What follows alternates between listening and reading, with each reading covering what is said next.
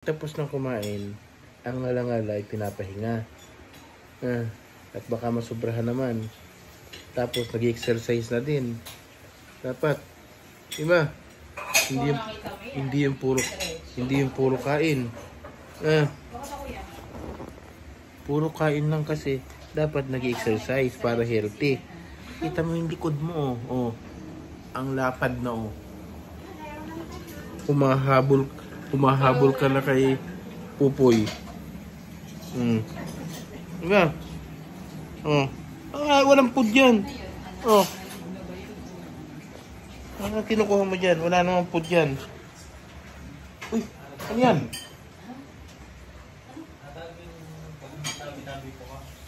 Ay, puta, akala ko kung ano yung ginangat nga tabi ang pangamoy mo. Akala ko kung ano yung kinukuha mo doon. Yung pala yung natirang treats ni Muchi. Matindi ang pangamoy. Basta pagdating sa food. Treats pala yun. Ito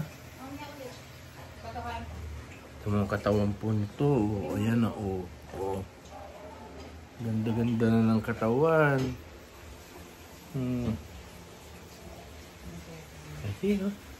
Hi ka muna sa followers mo. Hello followers.